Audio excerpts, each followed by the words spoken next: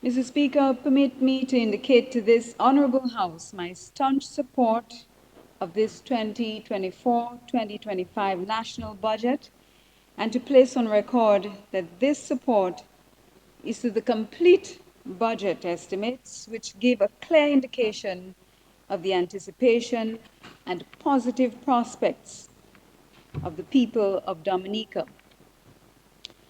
Mr. Speaker, the budget estimates as provided form part of the continued legacy of a renowned leader with economic prowess who has been instrumental in sourcing the required resources to fulfill not just the vision this government holds for this country, but the expectations of every Dominican, and even more particularly those served by the ministry I represent. And I refer to the elderly, children, and youth at risk. But first, Mr. Speaker, I would like to present the Dominican people two aspects of the work of the Ministry of Health, Wellness and Social Services. This I will do in support of the Honorable Minister of Health, Wellness and Social Services, the Honorable Cassandra. When Honorable Laville presented a few days ago, he aptly provided a synopsis on the work of the ministry to improve the provision of health care and reduce health disparities for everyone. The first aspect I will touch on, which indeed pleases me to announce to the House, as the ceremony only took place on Tuesday morning, yesterday, is the launch of the Newborn Cardiology Screening Project, which is the only such project in the OACS.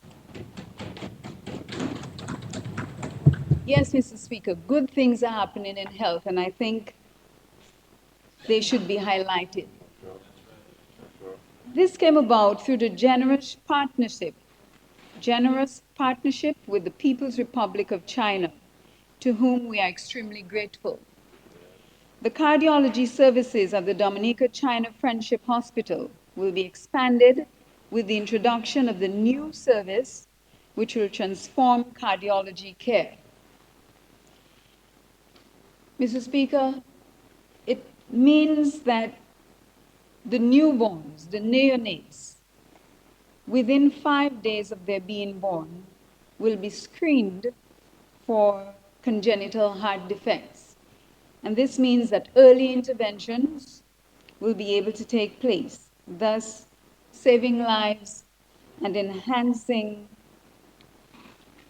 the overall lives of the children.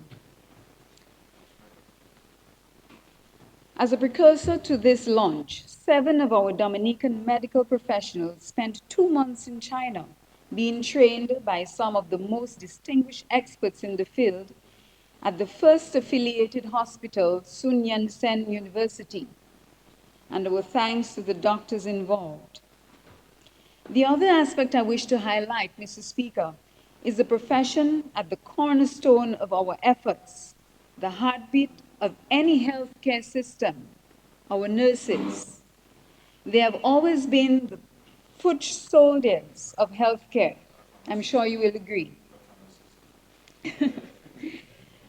As part of the development of our human resource capacity, we cannot overlook the nurses. And more than ever, nurses are considered essential and vital to the sustainability and effectiveness of our healthcare system here in Dominica.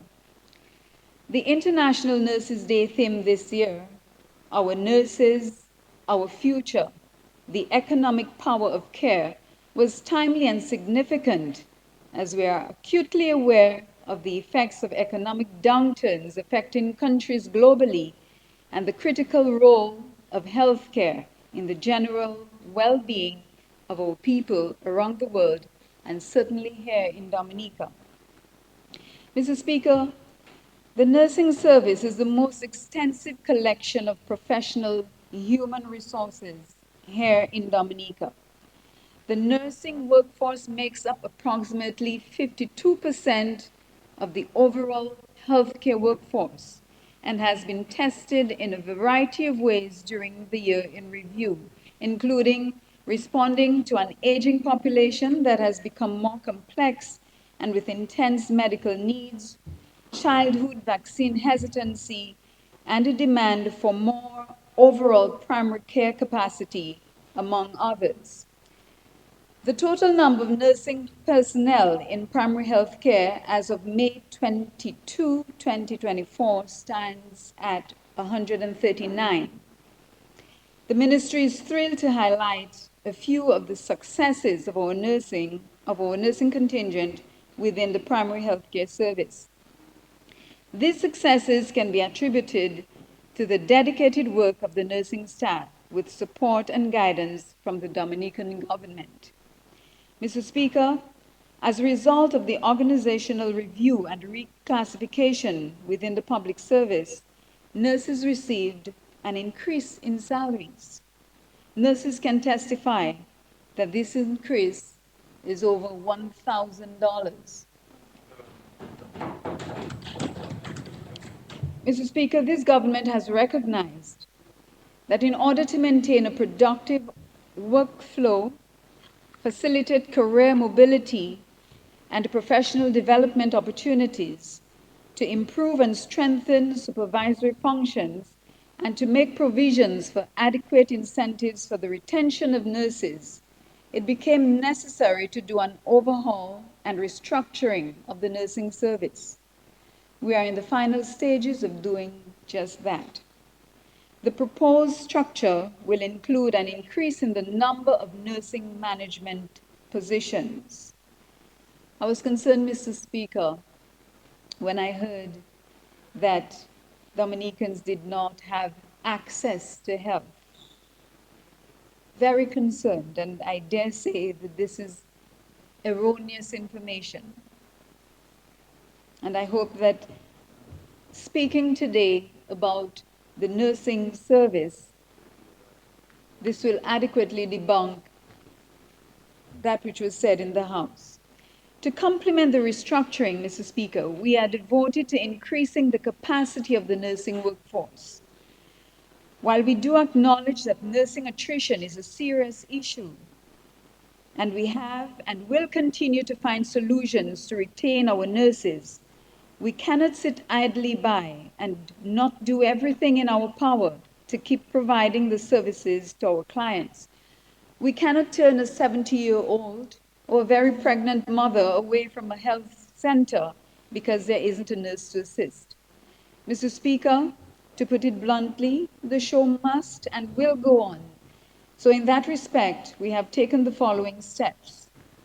Contractual engagement of 8 capable retired nurses who are midwives, 22 newly registered nurses, and 5 nursing assistants have gained employment in the nursing service and were deployed to the Dominica China Friendship Hospital and to primary health care.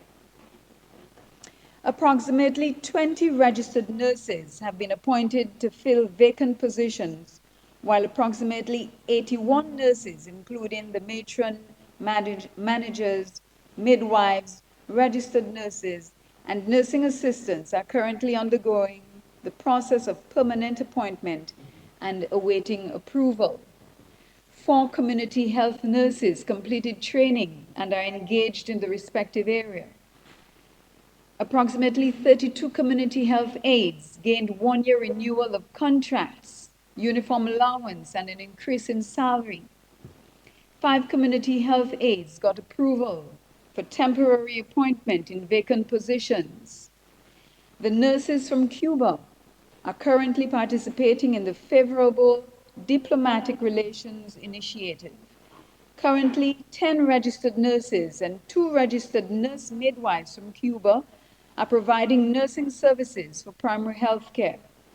Additionally, 5 Cuban individuals have recently arrived and have been assigned to the hospital. Mr. Speaker, it is satisfying and motivating to note the following progress in our ongoing efforts to enhance workforce capacity, meet nursing personnel targets, and achieve desired outcomes. In April 2024, 21 candidates were successful in the regional examination for nurse registration. 4 family nurse practitioners are on training in Jamaica and are due to return in the next few months. 9 student midwives are registered or who are registered nurses are due to complete studies in December of 2024. The recruitment process for nurses is ongoing. 12 registered nurses were recently interviewed for employment and are being processed for approval. Mr. Speaker, as I mentioned, our collaboration with the Republic of Cuba has, for the past 2 decades, provided us with the supplementary medical staff to further improve our provision of service. Over 400 medical professionals have been part of the Cuban Medical Brigade over the years, and just a month ago, we welcomed a cohort of 17 to the island. We continue to extend our gratitude for their sacrifice and service. If we are to be honest with ourselves, how many of us would leave our families behind to spend 3 years in service to others? Or how many of us would watch our significant other leave to do the same? And that is exactly what our counterparts have been doing. So again, I wish to offer my profound thanks to the government and people of the Republic of Cuba. Mr. Speaker, we are not blind to the challenges being faced by the nursing institution. There is no perfect system, and everything will never be all roses. But, Mr. Speaker, the Dominican people can be assured that in order to alleviate some of the challenges, we are looking to improve leadership and management, build capacity, and improve policies where necessary. In that respect, it is our hope that with the passage of the nursing bill, some of the challenges can be addressed. The nursing bill, which will be presented in Parliament very soon, will serve to provide for the establishment and management of the Dominica Nursing Council, the registration, enrollment, and licensing of nurses, the regulation of the conduct and discipline of nurses, the prescription of qualifications, approval of standards and requirements for continued education, and training of nurses, among other matters. Mr. Speaker, I wish on behalf of all my colleagues in this honorable House to offer congratulations to our nurses and other healthcare providers who sometimes under trying circumstances get the work done. No expressions of gratitude are enough in recognizing their sterling efforts. Mr. Speaker, the nursing profession is one that provides care, nurturing, and social protection. My ministry, through the Department of Social Services and the Yes We Care program, which fall under my purview, does the same. This ministry proudly caters to the entire individual, offering a holistic approach to provisional care, from investments in infrastructure to investments in psychosocial support.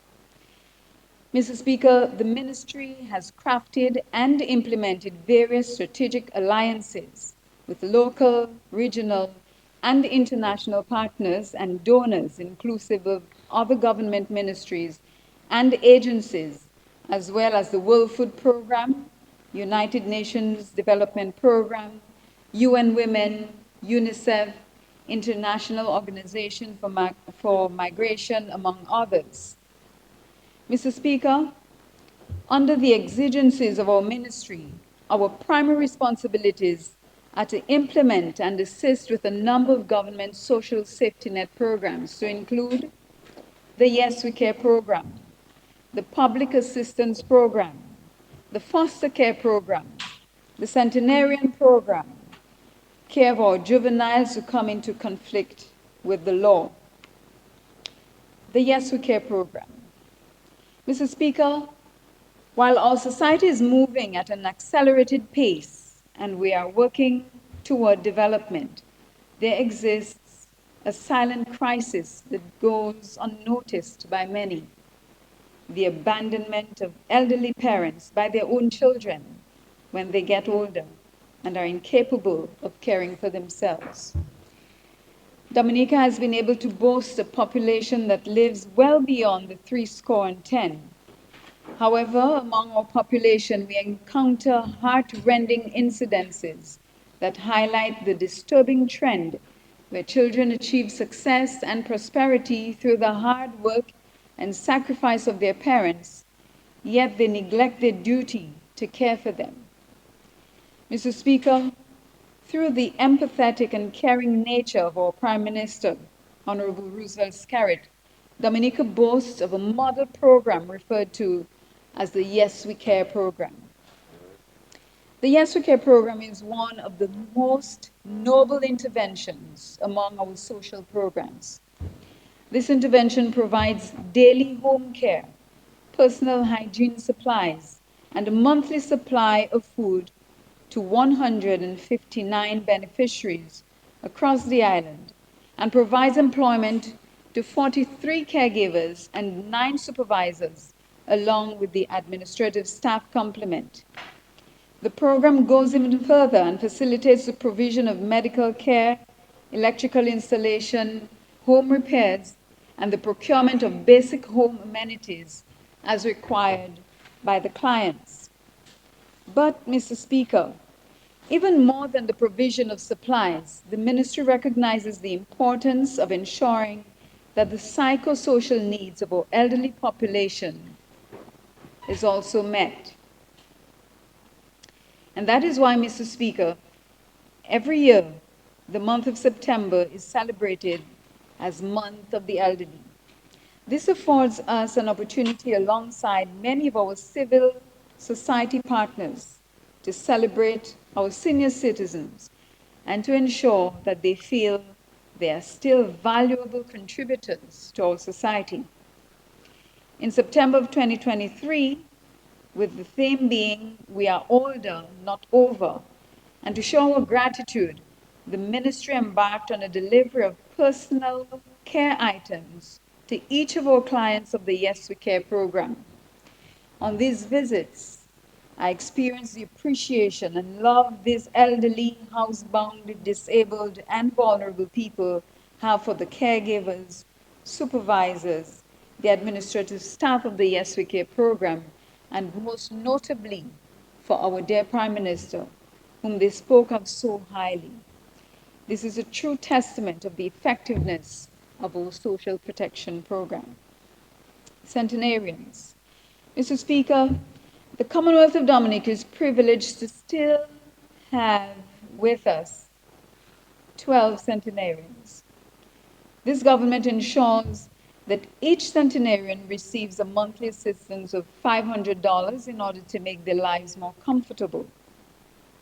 This government's further commitment to the centenarians is exhibited by a monthly visit by a social welfare officer with the aim of ensuring that they are being treated with dignity and respect and they live in comfortable conditions. Special mention must be made, Mr. Speaker, of the commitment and dedication of our corporate partners to include Petrocaribe for the monthly contribution of free cooking gas given to each centenarian, and to Domlec and Owasco for the supply of electricity and water at no cost to the centenarians. Mr. Speaker, it would be remiss of me not to mention the Ministry of Housing for addressing some of the housing and home repair needs of our centenarians in an effort to bring them comfort in their golden years. This speaks to the rewarding collaborations across ministries for the betterment of all people. Mr. Speaker, while we celebrate the elderly, we cannot ignore the needs of the younger generation, particularly those who cannot fend for themselves. Guided by the provision made on the Convention on the Rights of the Child, and more recently, the Children Care and Adoption Act, number 12 of 2023, our government has made it a priority to protect the rights of our children.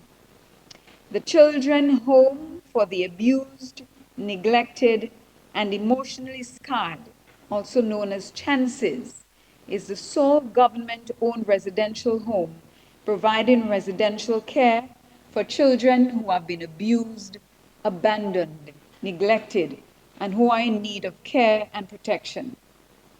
This institution has been in operation for over a decade and is currently the home to 31 residents, 11 boys and 20 girls, the youngest being 3 months and the oldest 17 years. Chances creates and emphasizes an environment where every child feels valued and supported. The unparalleled reward lies in witnessing the transformation of the children's lives. For instance, at the end of the academic year 2023-2024, one resident graduated from secondary school.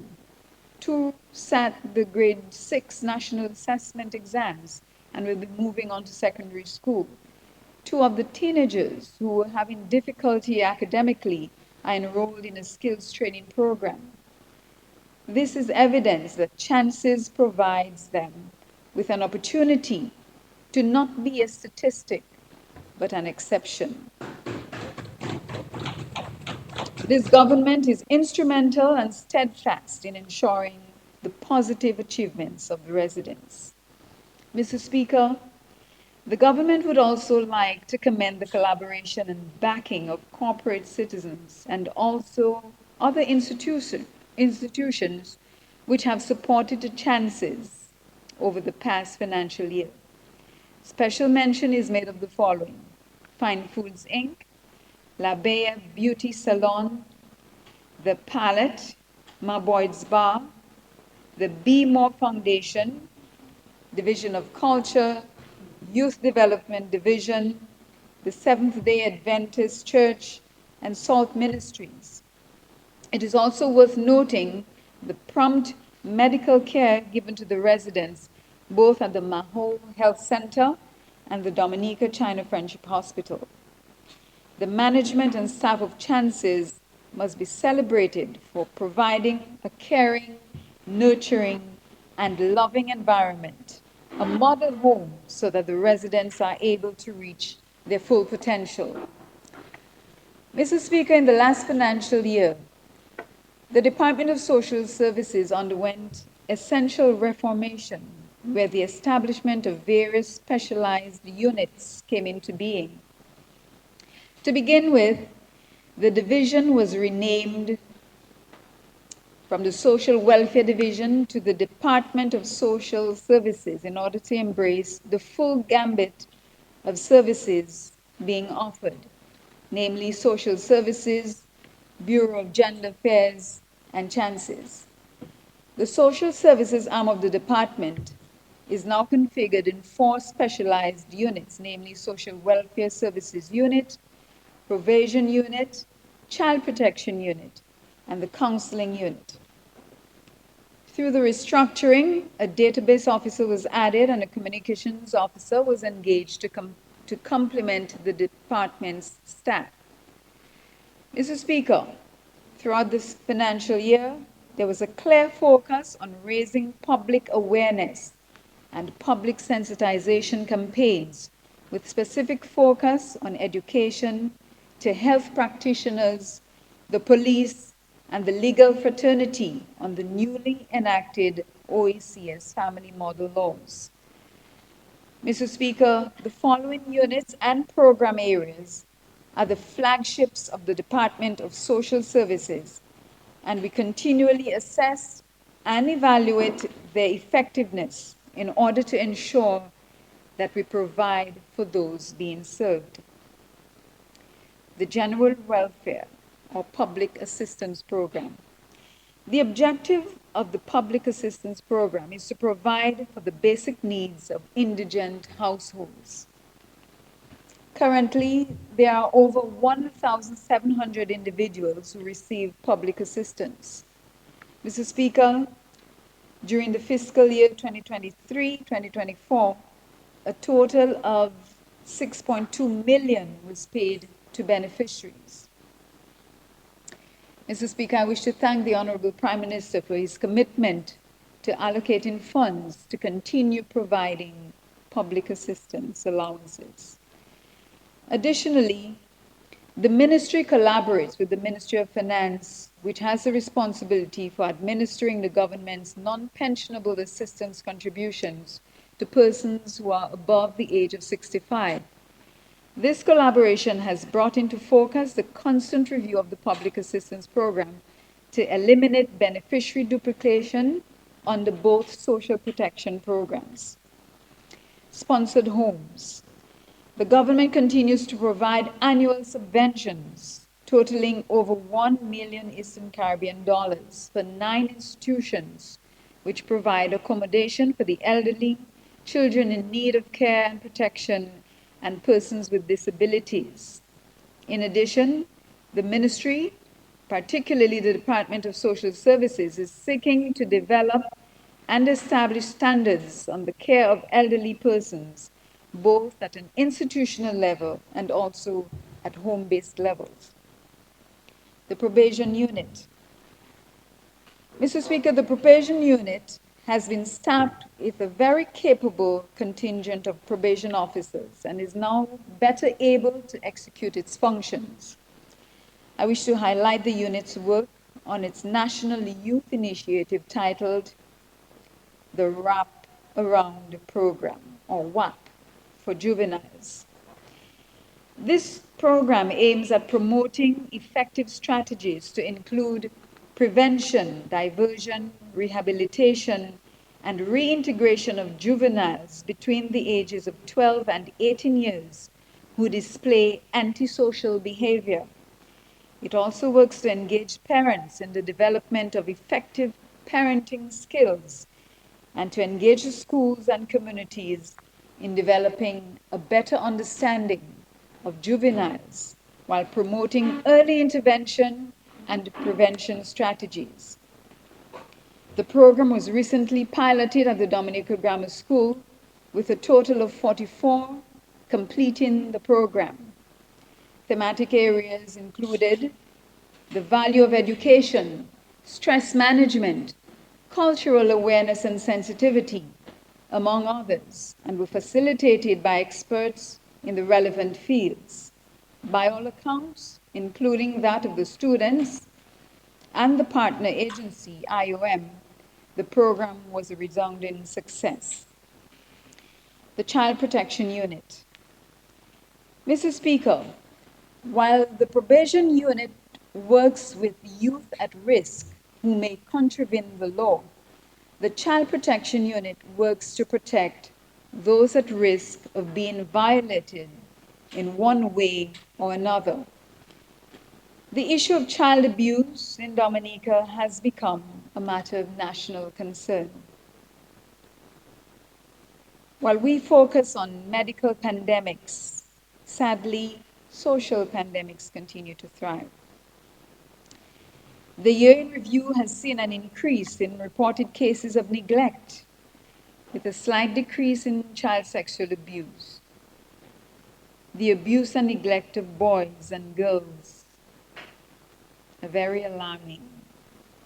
74% of the total reported cases are young girls between the ages of 10 and 17 years. And one should be mindful that the statistics are based on the cases reported. Thus, it is expected that many still go unreported and undocumented.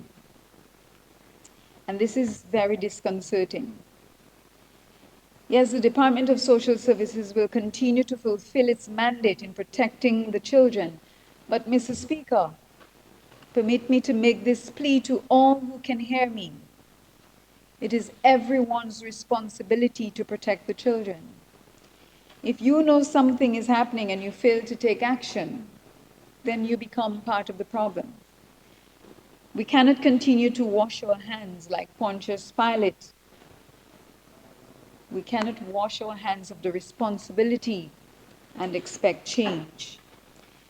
Mr. Speaker, to address the maltreatment of children, several measures were undertaken by the department, which focus on intervention, investigation, rehabilitation through counseling services, and actions geared towards prevention. The legislative framework has been improved with the passage of the Children Care and Adoption Act. Island-wide engagement was initiated to discuss the matter of child care and protection to obtain recommendations for the development of a strategy. Consultations were held with health practitioners in 5 of the 7 health districts. A number of recommendations were obtained and will be implemented. The department will also embark on a project dubbed Strengthening Household Resilience, using family workshops to combat gender-based violence, child abuse, and neglect. Now to take a look at the Bureau of Gender Affairs. Mr. Speaker, the Bureau of Gender Affairs plays a vital role in achieving significant milestones in addressing gender-based violence through prevention, strengthening legislative and support systems, and empowering women economically. We are now only 6 years away from the Sustainable Development Goal Agenda 2030, and it is critical to the achievement of all the SDGs to focus on gender. I will now speak about the significant work being done to specifically address the SDG targets, which advocate ending all violence against vulnerable groups. In April last year, Parliament passed the Domestic Violence Act as part of a suite of family laws. This meant that our ministry, through the Bureau of Gender Affairs, had to work earnestly to increase awareness of the Act and its benefits for survivors of domestic violence. At this point, I would like to make yet another plea. Gender-based violence is not only perpetuated by men. The preconceived notion that only women and girls can fall prey to this should be dispelled. As a society and as a culture, we need to be rid of the thought that men cannot be victims and encourage our men and boys to come forward and stop perpetuating the idea that reporting domestic violence is a sign of weakness. Men, come forward. You have our support. Mr. Speaker, within the last financial year, we have made the following investments to address domestic violence. We have added 2 permanent positions of social workers to the organizational structure of the Bureau of Gender Affairs. These social workers provide psychosocial support to clients of domestic violence, female-headed households in dysfunctional situations, and men who need support. With the passing of the Domestic Violence Act, we continue to train police officers and frontline service providers on the Act. Thus far, we have trained 6 frontline service provider organizations, including the Commonwealth of Dominica Police Force, the Department of Social Services, and non-governmental organizations such as the Dominica National Council of Women. Up to 200 students have been sensitized on gender-based violence, the law, and other key issues like consent and sexual harassment. With the support of CUSO International, the ministry was able to translate the family laws, including the Domestic Violence Act, into simpler language. This ensures that the public can comprehend their rights, victims are aware of their protections, and Dominicans can recognize the benefits of the law. Through the Engender Project, supported by UN Women, there have been significant prevention efforts, primarily through advocacy. We successfully finalized the project component during the financial year. Achievements included increased visibility of the Bureau of Gender Affairs through unique, engaging activities such as family fun days in the communities of Marigot and the Kalinago territory. Additionally, we developed domestic violence products, including an audio docu-series and songs which will be utilized in the upcoming months. In furtherance of our goals, in October 2023, with support from UNDP under the Engender Project, the Bureau of Gender Affairs hosted a training session for NGOs on gender, gender-based violence, project management, and resource mobilization. About 20 organizations benefited from the training. The main objective was to increase the capacity of these NGOs to contribute to work on gender and gender-based violence, and to enhance collaboration between our ministry and these organizations. This will undoubtedly make our work more impactful and strategic. To complement this training with support from CCDEM, we were able to host a gender sensitivity communication training to promote gender equality in communication, which aimed to raise awareness about the importance of inclusive and respectful language in media, advertising, and everyday communication. Participants learned about the impact of gender stereotypes and biases on social perceptions and behavior. 25 individuals participated in the workshop, representing various sectors and organizations. Attendees included representatives from prominent media houses such as DBS and Kyrie FM and Vibes Radio, non-governmental organizations such as the Dominican National Council of Women and the East Dominica Children's Federation, as well as officials from several government ministries. Mr. Speaker, in its drive to foster a spirit of empowerment, independence, and sustainability, in March 2024, the Bureau hosted an Empower Her Exchange Hub in Rosalie, which linked women within the communities of La Plaine, Grand Fond, Dalis, and Good Hope with financial and business support organization representatives. Bringing these financial institutions and support and other support services into this rural space gave these women the opportunity to increase their capacities to enhance their livelihoods. The Bureau of Gender Affairs will continue to provide the necessary support to small women-owned businesses through training and provision of equipment and tools.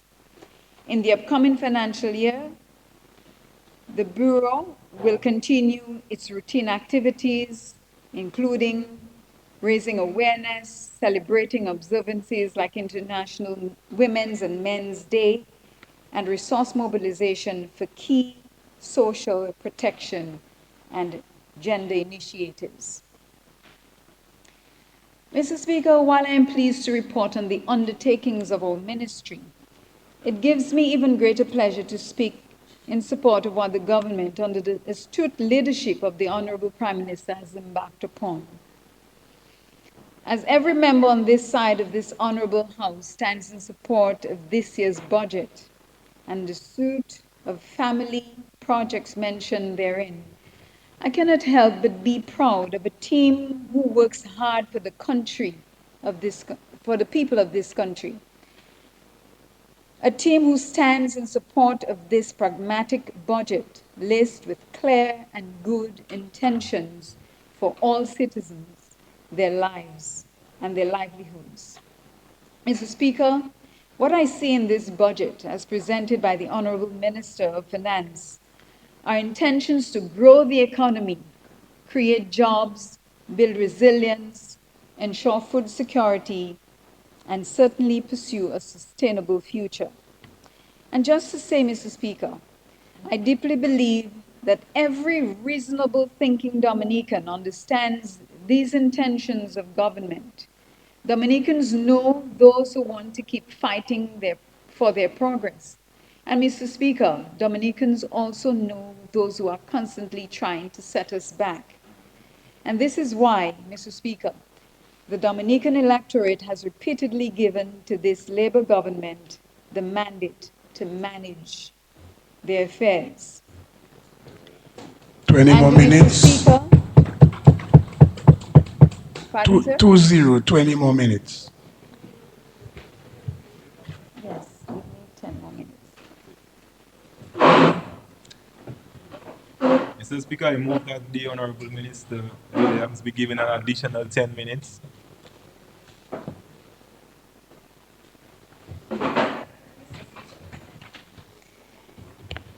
Thank It you, has been colleagues. moved. No, no. I'm sorry. We have to make the decision. Members could say no, you know. That's So true. it has been moved and seconded that the Honorable Minister be given an additional 10 minutes. Those in favor? Those against? The ayes have it. So yes, you are given 10 minutes additional. Thank you, Mr. Speaker. I realize it's lunchtime, but I will continue to speak. I won't be that long.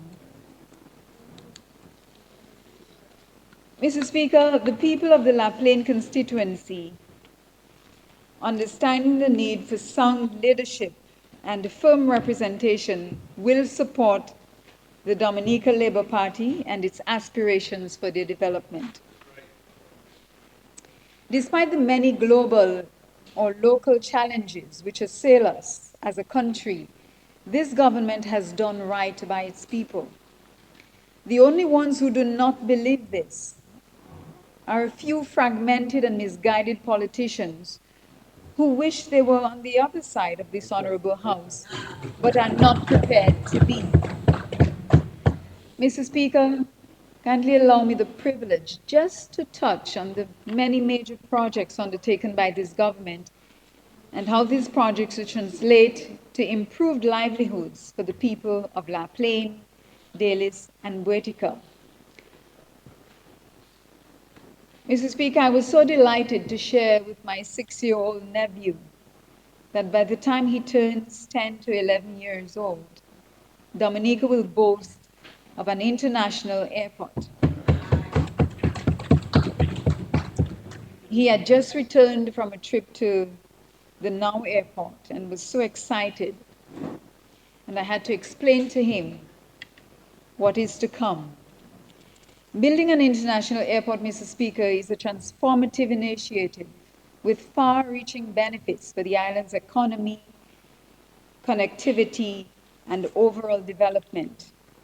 While the airport is being built in my esteemed colleague's constituency, that does not mean that my own constituents won't reap the benefits as well.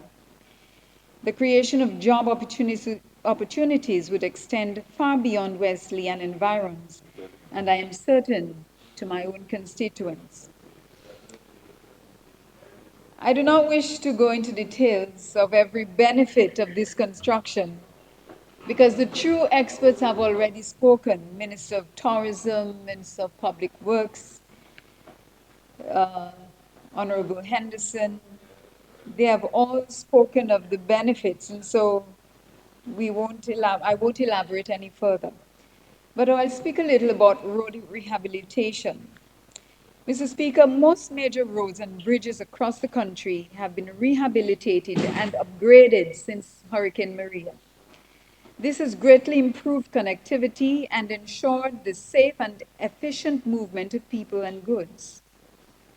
We look forward to improved access to the La Plaine constituency, particularly when the Delis Petite Savanne crossing is completed.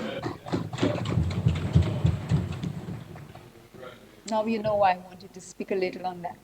Mr. Speaker, 19 months ago, at my launching as a candidate for the La Plaine constituency, a promise was made that this link road, this crossing, would become a reality. Much to the delight of the La Plaine, Botica, and Delis people, work began in June of this year. Mr. Speaker, this means increased business opportunities, shorter commuting time to Roseau, which favors farmers delivering fresh produce to markets, and greater social interactions with our neighbors in the south. But, Mr. Speaker, a noteworthy benefit we must highlight from this undertaking is the increased access to our majestic Victoria Falls, the White River, Sari Sari Falls, and the Glassy Pool in my constituency. It is my firm belief that this intervention will greatly enhance community tourism a key component of our constituency strategic plan.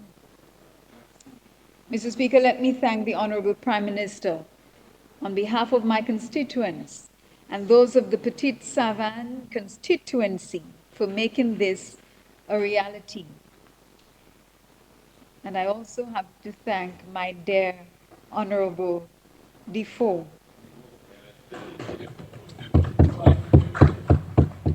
Who could ask for a better help, a better neighbor than Mr. Defoe?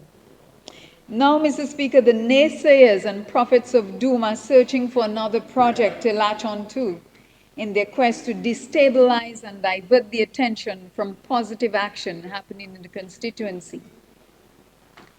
It is true that there has been a delay in the works due to some malfunctioning of the machinery, but we expect that by Monday, God willing, work will continue. Soon, I prefer to say soon. Mr. Speaker, I will not be deterred in the quest to develop my people. And they know it is foremost in my mind. It is a preoccupation that consumes me every day.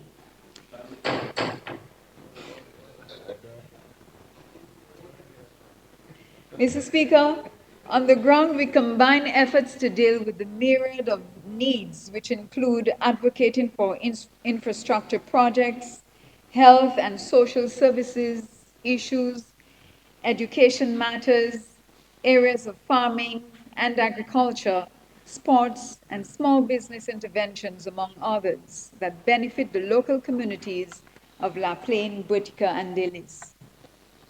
Mr. Speaker, in 2023-2024 financial year, we in the constituency accomplished the following. Small business.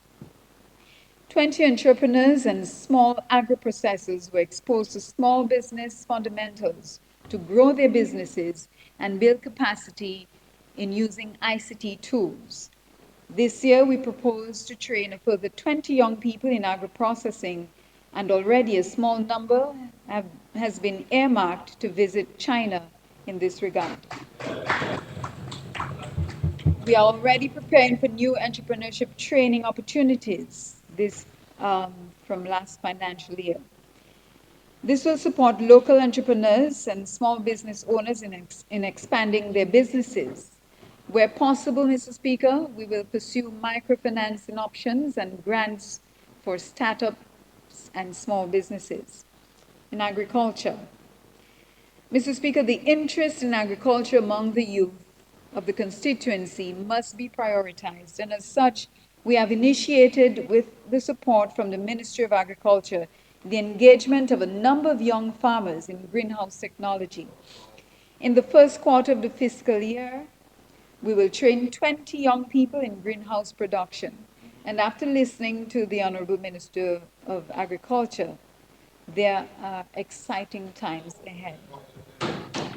I must report, Mr. Speaker, that already 200 feet greenhouses have been made available for that purpose. This initiative will be supported by the Chinese Agricultural Mission at 1 Mile Portsmouth, who will host a visit by these young people, these young farmers. Mr. Speaker, the plan is to initiate programs in collaboration with the Ministry of Agriculture and its Extension Service to empower young farmers in other areas of training in new and innovative farming techniques. By investing in sustainable agriculture among these young people, Mr. Speaker, we aim to boost productivity, expand agricultural enterprises, and ensure food security. Together, we will establish a program to introduce 40 young people in modern farming techniques in greenhouse production. Yes. Also, Mr. Speaker, some of our young farmers and agro-processors will attend the upcoming Youth in Agriculture Symposium, thus increasing their exposure to advocacy, governance, and development in regional youth agriculture. Mr. Speaker, we will continue to train and build the capacity of all our farmers in best practices for improved productivity at the farm level. This includes training in the tree crop production, overall crop management, and expanded markets. Mr. Speaker, over 200 farmers have benefited so far, and recently a number of farmers received over 2,000 tissue culture plantain plants. Mr. Speaker, we will continue to pursue other possibilities such as agricultural entrepreneurship, especially agro-processing, with facilities to process local agricultural products, adding value and opening new markets. Under the auspices of the Health, Education, Agriculture with Love program, or HEAL, in Dalis, we have pursued agriculture to showcase what is now known as the leading primary school garden program in Dominica.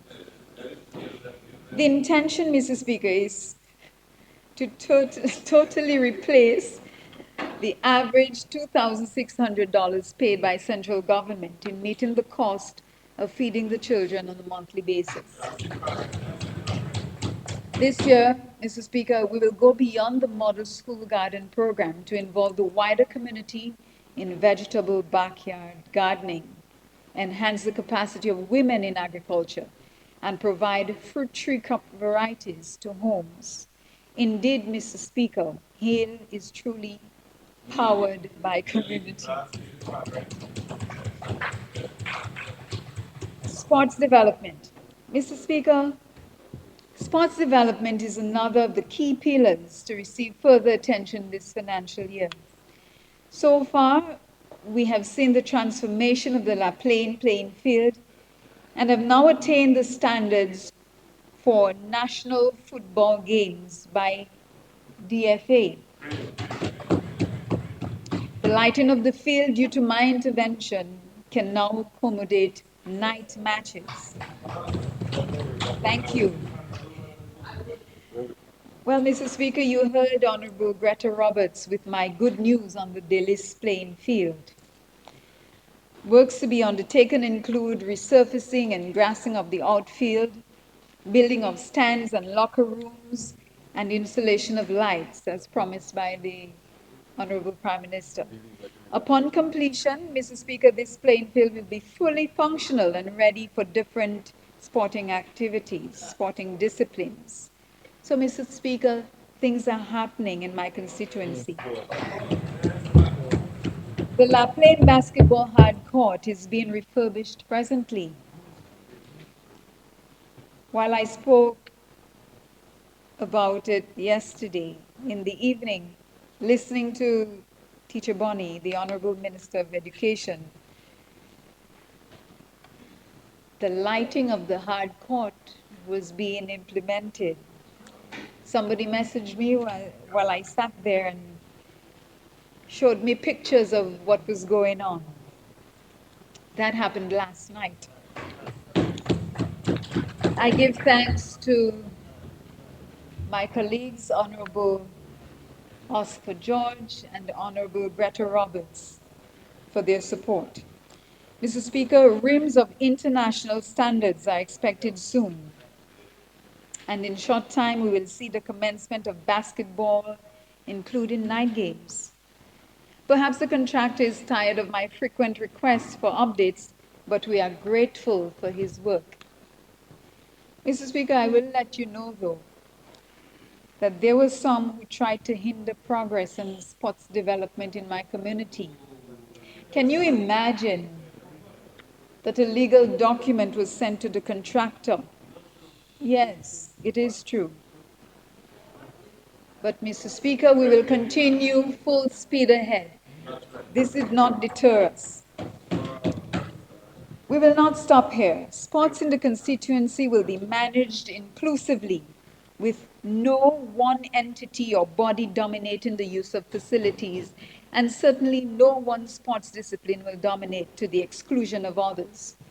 We will pursue a multi-stakeholder community sports committee that is current and suited for today's sports development realities and needs. Mr. Speaker, the Sports Committee will pursue a comprehensive program to include community sports leagues, to expand and support local sports leagues, including cricket, football, basketball, and others, to encourage youth participation and talent development. Rounders too. Inclusive sports to enhance sports governance and management of sports throughout the constituency to ensure sports facilities are accessible to people of all abilities and provide programs that encourage diverse groups and diverse sporting disciplines. Digital transformation. Presently, Mr. Speaker, by way of information to members of this Honorable House, we continue to enjoy the Digital Center, or Hub as it is called, situated at the Jones Beaupere Primary School.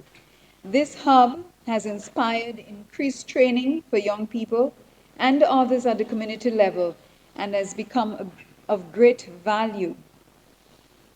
It has become also a great venue for meetings, especially where ICT presentation tools are required. Mr. Speaker, just to say as well that in Lapland there is a substantial free Wi-Fi coverage over a large portion of the community. And we look forward to this coverage being extended further to include areas of Boutica and Dalis. Health, wellness, and safe environments. Mr. Speaker, health, wellness, and safe environments is another key pillar for constituency development. In the past year, Mr. Speaker, we have taken a number of initiatives to include a children's health clinic in keeping with my pediatric specialty. This we expanded beyond the constituency to include neighboring villages. Mr. Speaker, home visits with Dominica's first native cardiologist, Dr. Andrew, were undertaken and a number of homebound patients were checked. Imagine having a specialist, a cardiologist, going to the homes of the homebound and less fortunate and providing them with specialty services like echocardiography and EKGs and having these results interpreted right there with the cardiologist. We will continue in this financial year as common practice, since ensuring the health and well-being of the people is my priority.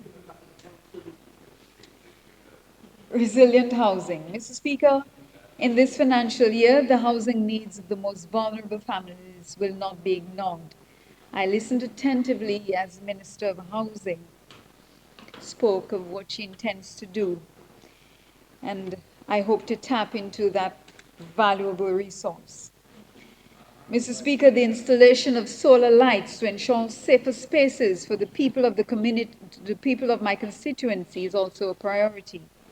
A number of these solar lights have already been procured to be installed in strategic locations throughout the communities. Tourism development. Mr. Speaker, the La Plaine constituency boasts a number of well-known sites, and you heard me mention it earlier, White River, Sari Sari. I might have to translate that, so I'll say White River. Oh, it's okay? All right, Livia Blanc then, and also Glassy Pool. We have already started exploratory work with the Hotel and Tourism Association to strategize in maximizing tourism benefits from these places. Support for the elderly will continue in my constituency, and I want to thank the Yes We Care program and the NEP caregivers for providing much needed support to our elderly. Mr. Speaker, we will promote intergenerational programs that encourage interaction and learning between seniors and youth. This is necessary for better socializing of our youth and seniors. Mr. Speaker, I look forward to the building of a multi-purpose resource center. This was a promise made, and I believe it will be a promise kept. So in conclusion, Mr. Speaker, our journey of development continues. The country remains blessed with a Labour Party government that understands development imperatives and pursues them to benefit the people of this country. In conclusion, I wish to express profound gratitude for the unwavering support of the constituency of La Plaine, including the more than 162 NEP employees and their supervisors who continue to do their best despite challenges. I assure you, constituents, that good things are on the horizon for our constituency. Mr. Speaker, the Minister of Finance started his presentation with a verse from the Holy Scriptures, and I wish to repeat it, but using the KJV, the King James Version. Yes, KJV. It says, "Fear not, for I am with thee. Be not dismayed, for I am thy God. I will strengthen thee. Yea, I will hold thee, or I will help thee. Yea, I will uphold thee with the right hand of my righteousness." I echo these words as a reminder that God is with us and his plans for Dominica are good ones.